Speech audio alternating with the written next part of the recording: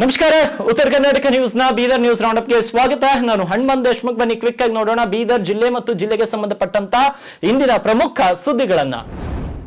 ಬೀದರ್ ಜಿಲ್ಲೆಯ ಔರಾದ್ ಬೀದರ್ ರಾಷ್ಟ್ರೀಯ ಹೆದ್ದಾರಿಯ ಧರಿ ಹನುಮಾನ್ ಕ್ರಾಸ್ ಸಮೀಪ ಭೀಕರ ರಸ್ತೆ ಅಪಘಾತ ಸಂಭವಿಸಿದೆ. ಜಾತ್ರೆ ಮುಗಿಸಿಕೊಂಡು ಟಾಟಾ ಮ್ಯಾಜಿಕ್ ವಾಹನದಲ್ಲಿ ಹಿಂತಿರುಗುತ್ತಿದ್ದ ಭಕ್ತರಿಗೆ ವೇಗವಾಗಿ ಬಂದ ಟಿಪ್ಪರ್ ಹಿಂಬದಿಯಿಂದ ಡಿಕ್ಕಿ ಹೊಡೆದಿದೆ. ಈ ದುರ್ಘಟನೆಯಲ್ಲಿ ಔರಾದ್ ತಾಲೂಕಿನ ಚಟ್ನಾಳ್ ಗ್ರಾಮದ ಸಂಗಮೇಶ್ ಕುಡ್ಲೆ ಎಂಬುವರು ಸ್ಥಳದಲ್ಲಿ ಸಾವನ್ನಪ್ಪಿದ್ದಾರೆ. ವಾಹನದಲ್ಲಿದ್ದ ಚಂದ್ರಕಾಂತ್, ಸಂಜುಕುಮಾರ್, ಗುಂಡಮ್ಮ ಮತ್ತು ಸೂರ್ಯಕ ಎನ್ನುವರಿಗೆ ಗಂಭೀರ ಗಾಯಗಳಾಗಿದ್ದು ಅವರನ್ನು ಚಿಕಿತ್ಸೆಗಾಗಿ ಬೀದರ್ನ ಬ್ರಿಮ್ಸ್ ಆಸ್ಪತ್ರೆಗೆ ದಾಖಲಿಸಲಾಗಿದೆ. ಇನ್ನು ಅಪಘಾತದ ಅವಸ್ಥಕ್ಕೆ ಟಾಟಾ ಮ್ಯಾಜಿಕ್ ವಾಹನ ಸಂಪೂರ್ಣ ನುಜ್ಜುಗುಜ್ಜಾಗಿದ್ದು ಟಿಪ್ಪರ್ ಚಾಲಕ ಅಪಘಾತದ ನಂತರ ವಾಹನ ಸಮೇತ ಫರಾರಿಯಾಗಿದ್ದಾನೆ. ರಾತ್ರಿ 11 ಗಂಟೆ ಸುಮಾರಿಗೆ ನಡೆದ ಈ ಘಟನೆಗೆ ಸಂಬಂಧಿಸಿದಂತೆ ಸಂತಪುರ್ ಪೊಲೀಸ್ ಠಾಣೆಯಲ್ಲಿ ಪ್ರಕರಣ ದಾಖಲಾಗಿದೆ. ಚಾಲಕನ ಅತಿ ವೇಗ ಮತ್ತು ಅಜಾಗರೂಕತೆ ಈ ದುರಂತಕ್ಕೆ ಕಾರಣವೆಂದು ಹೇಳಲಾಗ್ತಾ ಇದೆ. ಪೊಲೀಸರು ಇದೀಗ ತನಿಖೆಯನ್ನು ಕೂಡ ಮುಂದುವರೆಸಿದ್ದಾರೆ.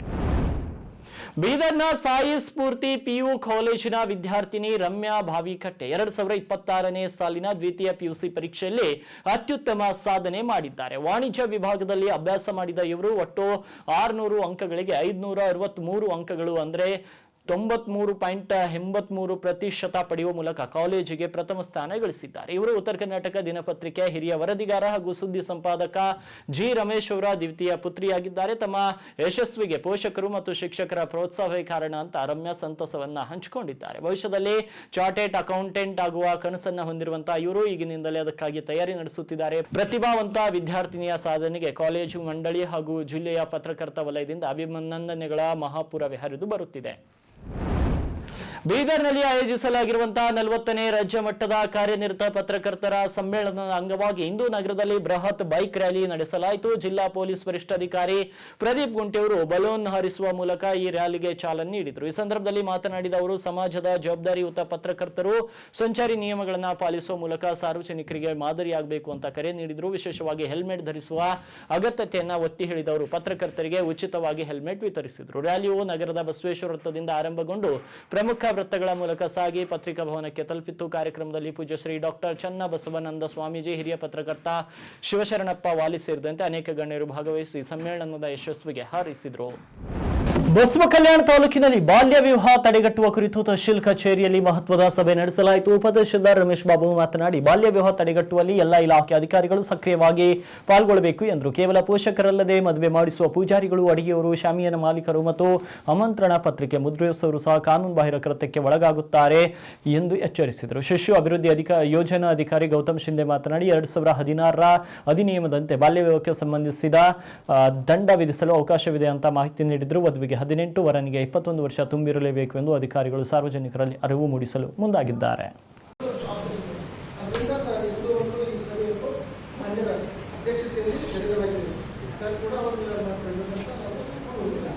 ಎಲ್ಲರಿಗೂ ನಮಸ್ಕಾರ. ಬಾಲ್ಯ ವಿವಾಹ ಒಂದು ಸಾಮಾಜಿಕ ಚಟುವಟಿಕೆಯಾಗಿದ್ದು ಈ ಅಕ್ಷಯ ಸರ್ ಬಾಲ್ಯ ವಿವಾಹ ಸಾಧ್ಯತೆಗಳು ಆ ಕೆಲಸ, ಆ ಮದುವೆಗಳು, ಬಾಲ್ಯ ವಿವಾಹ ಮದುವೆಗಳು ಆಗದ ರೀತಿಯಲ್ಲಿ ನಾವು ಜಾಗರೂಕರಾಗಿ ಈ ಒಂದು ಸಮಸ್ಯೆಯನ್ನು ನಾವು ನೋಡ್ಕೊಳ್ಬೇಕಾಗಿದೆ. ಹೋದ ವರ್ಷ ನಾವು ಇದೇ ದಿವಸ ಅತ್ಯಂತ ಚಾಣಾಕ್ಷತನದಿಂದ ಇಂತಹ ಸುಮಾರು ಮದುವೆಗಳನ್ನು ನಿಲ್ಲಿಸಿ ರಾಜ್ಯದ ಸುದ್ದಿಯನ್ನು ಬೀದರ್ನ rotary club of silver star V V Bhoomareddy college ಮತ್ತು ಗುದ್ಗೆ ಆಸ್ಪತ್ರೆಯ ಸಂಯುಕ್ತಾಶ್ರಯದಲ್ಲಿ ಉಚಿತ ಮಲ್ಟಿ ಸ್ಪೆಷಾಲಿಟಿ ಆರೋಗ್ಯ ಶಿಬಿರವನ್ನು ಆಯೋಜಿಸಲಾಯಿತು. ಇನ್ನು ಶಿಬಿರದಲ್ಲಿ ನುರಿತ ತಜ್ಞ ವೈದ್ಯರಿಂದ ಬಿಪಿ, ಶುಗರ್, ಕಣ್ಣು, ದಂತ ಹಾಗೂ ಮೂಳೆ ತಪಾಸಣೆಗಳನ್ನು ಮಾಡಲಾಯಿತು. ರೋಟರಿ ಸಿಲ್ವರ್ ಸ್ಟಾರ್ ಅಧ್ಯಕ್ಷ ಆದಿಶ್ ವಾಲಿ ಮಾತನಾಡಿ ಗ್ರಾಮೀಣ ಹಾಗೂ ನಗರ ಪ್ರದೇಶದ ಜನರಿಗೆ ಒಂದೇ ಸೂರಿನಡಿ ಉನ್ನತ ಮಟ್ಟದ ವೈದ್ಯಕೀಯ ಸೇವೆ ಒದಗಿಸುವುದು ನಮ್ಮ ಉದ್ದೇಶವಾಗಿದೆ ಎಂದರು. ಡಾಕ್ಟರ್ ಸಚಿನ್ ಗುದ್ಗೆ ಮಾತನಾಡಿ ಶಿಬಿರದಲ್ಲಿ ಕೇವಲ ತಪಾಸಣೆ ಮಾತ್ರವಲ್ಲದೆ ಅಗತ್ಯವಿರುವವರಿಗೆ ಉಚಿತವಾಗಿ ಔಷಧಿಗಳನ್ನು ಸಹ ವಿತರಿಸಲಾಗುತ್ತಿದೆ ಎಂದು ತಿಳಿಸಿದರು. ನೂರಾರು ಸಾರ್ವಜನಿಕರು ಹಾಗೂ ವಿದ್ಯಾರ್ಥಿಗಳು ಈ ಶಿಬಿರದ ಸದುಪಯೋಗವನ್ನು ಪಡೆದುಕೊಂಡರು. ಇವತ್ತಿನ ದಿನ ನಾವು Rotary club Bidar silver star ವತಿಯಿಂದ ಹಾಗೂ ಬಿವಿ ಭೂಮರೆಡ್ಡಿ ಕಾಲೇಜ್ ಮತ್ತು ಗುದ್ಗಿ ಹಾಸ್ಪಿಟಲ್ ಅವರ ಸಹಯೋಗದಲ್ಲಿ ನಾವು ಇವತ್ತಿನ ದಿನ free multi speciality health camp all in one health drive ಅಂತ ಇಲ್ಲಿ ಕಾಲೇಜಲ್ಲಿ ನಾವು ಆಯೋಜನೆ ಮಾಡಿದ್ದೀವಿ. ನಮ್ಮ ಕ್ಲಬ್ ಕಡೆಯಿಂದ 6 ಡಾಕ್ಟರ್ ಬಂದಿದ್ದಾರೆ. ಸಚಿನ್ ಗುದ್ಗಿ ಸರ್ ಅವರು, Nitin Gudgi sir, Vaibhav Badbate sir, Sangamesh Wadgave sir, Ponraj Bachcha sir, Shailesh Math sir, 6 doctor ಇವತ್ತಿನ ಬಂದು ಇಲ್ಲಿ ಎಲ್ಲ ಏನಂತ ನಮ್ಮ ಬೀದರ್ ನಗರದ ಇಡೀ ಎಲ್ಲೆಲ್ಲಿ ಗ್ರಾಮಗಳಲ್ಲಿ ನಾವೆಲ್ಲ ಪಾಂಪ್ಲೆಟ್ ಎಲ್ಲ ಹಂಚಿದ್ದೀವಿ. ಅಲ್ಲೆಲ್ಲ ಕಡೆಯಿಂದ ಎಲ್ಲ ಅಂತಾರೆ ವೃದ್ಧವರು ಸಣ್ಣವರು ಎಲ್ಲರೂ ಬಂದು ಅವರ ಹೆಲ್ತ್ ಚೆಕಪ್ ಮಾಡ್ಕೊತಾ ಇದ್ದಾರೆ. ಅದರ ಜೊತೆ ನಮ್ಮ ಈ ಗುಂಪಾ ಮತ್ತು ಮೈಲೂರು ಏರಿಯಾದಲ್ಲಿ ಎಲ್ಲೆಲ್ಲಿ ಜನ ಇದ್ದಾರೆ ಅವರು ಸಹ ಬಂದು ಇಲ್ಲಿ ಹೆಲ್ತ್ ಚೆಕಪ್ಪನ್ನು ಮಾಡ್ಕೊಳ್ತಾ ಇದ್ದಾರೆ.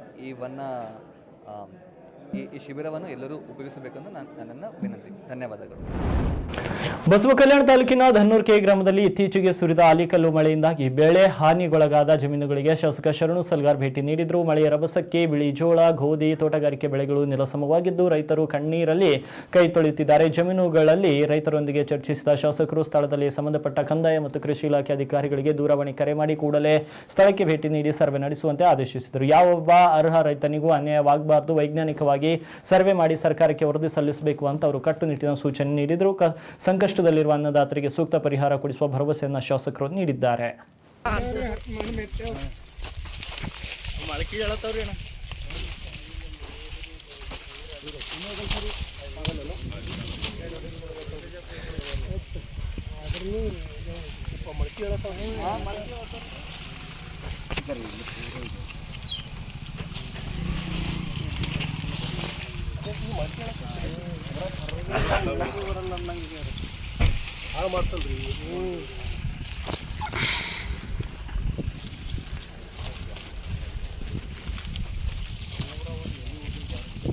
ತೆನಿ ಎಲ್ಲ ನೆಲ ಕತ್ತೇವ್ ನೋಡ್ರಿ.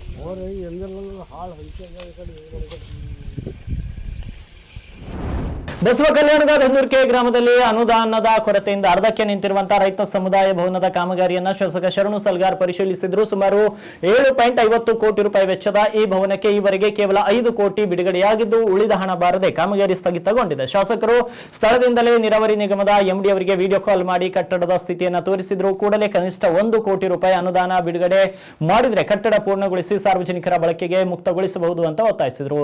ಹಿಂದಿನ ಅಧಿಕಾರಿಗಳ ಕಾಲದಲ್ಲಿ ಮಂಜೂರಾದ ಅನೇಕ ಕಾಮಗಾರಿ ಹೀಗೆ ನೆನೆಗುದಿಗೆ ಬಿದ್ದಿರುವುದು ಅವರು ಅಸಮಾಧಾನವನ್ನ ವ್ಯಕ್ತಪಡಿಸಿದ್ರು. ಗೋಧಿ, ಚಿಯಾ ಸಿಕ್ಕಾಪಟ್ಟೆ ಎಲ್ಲ ತೋಟಗಾರಿಕೆ ಬೆಳೆಗಳು ಹಾಳಾದ ಪ್ರಯುಕ್ತ ನೋಡಬೇಕು, ರೈತರಿಗೆ ಮಾತಾಡಿಸ್ಬೇಕಂತ ಹೇಳಿ ನಾನು ಧನ್ನೂರ್ ಕೆ ಗ್ರಾಮದಿಂದ ಮಾತನಾಡ್ತಾ ಇದ್ದೇನೆ. ಈಗಾಗಲೇ ಧನ್ನೂರ್ ಕೆ ಗ್ರಾಮದ ರೈತ ಭವನ ಹಿಂದಿನ MD ಅವರಿದ್ದಾಗ ನಮ್ಮವರೇ MD ಅವರು ಹಿಂದಿನವರು, ಅದರದಾಗೇನು ಎರಡು ಮಾತಿಲ್ಲ. ರೈತರಿಗಾಗಿ ರೈತ ಭವನ ಶಂಕ್ಷನ್ ಮಾಡಿದರು.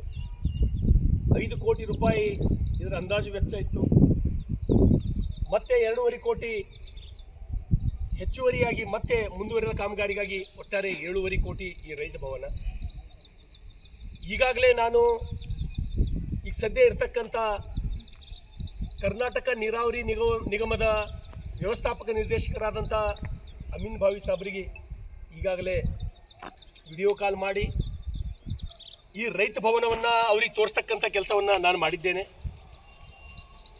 5 ಕೋಟಿ ಪೇಮೆಂಟ್ ಈಗಾಗಲೇ KNL ಈಗಾಗಲೇ ಬಸವ ಕಲ್ಯಾಣ ತಾಲೂಕಿನ ಮಂಠಾಳ್ ಗ್ರಾಮದ ಸುತ್ತಮುತ್ತ ಕಾನೂನು ಬಾಹಿರ ಕೆಂಪು ಮಣ್ಣಿನ ದಂಧೆ ರಾಜರೋಷವಾಗಿ ನಡೆಯುತ್ತಿದೆ. ಹಿಟಾಚಿ ಯಂತ್ರಗಳ ಮೂಲಕ ಭೂಮಿಯನ್ನಾಗಿದ್ದು ದೊಡ್ಡ ದೊಡ್ಡ ಟಿಪ್ಪರ್ಗಳಲ್ಲಿ ಮಣ್ಣನ್ನ ಹೊರ ಜಿಲ್ಲೆಗಳಿಗೆ ಸಾಗಿಸಲಾಗುತ್ತಿದೆ. ಕಂದಾಯ ಇಲಾಖೆ ಅಧಿಕಾರಿಗಳು ನೋಟಿಸ್ ನೀಡಿದ್ರು. ದಂಧೆಕೋರರು ಅದಕ್ಕೆ ಕಿಂಚಂತೂ ಕ್ಯಾರೆ ಎನ್ನದೇ ಹಗಲು ಹೊತ್ತಲ್ಲೇ ಕಾರ್ಯಾಚರಣೆ ಮುಂದುವರಿಸಿದ್ದಾರೆ. ಯಾವುದೇ ಪರವಾನಗಿ ಇಲ್ಲದೆ ಭೂಮಿ ಅಗೆಯುತ್ತಿರುವುದರಿಂದ ಅಂತರ್ಜಲ ಮಟ್ಟ ಕುಸಿಯುವ ಹಾಗೂ ಭೂಕಂಪವಾಗುವ ಭೀತಿ ಎದುರಾಗಿದೆ. ಅಲ್ಲದೆ ಮಣ್ಣು ಸಾಗಿಸುವ ಲಾರಿಗಳಿಂದ ಗ್ರಾಮೀಣ ರಸ್ತೆಗಳು ಸಂಪೂರ್ಣ ಹಾಳಾಗುತ್ತಿವೆ. ಭೂಗಣಿ ಇಲಾಖೆ ಮತ್ತು ಜಿಲ್ಲಾಡಳಿತ ಕೂಡಲೇ ಮಧ್ಯಪ್ರವೇಶಿಸಿ ಈ ಲೂಟಿಗೆ ಬ್ರೇಕ್ ಹಾಕಬೇಕು ಅಂತ ಗ್ರಾಮಸ್ಥರು ಆಗ್ರಹಿಸಿದ್ದಾರೆ.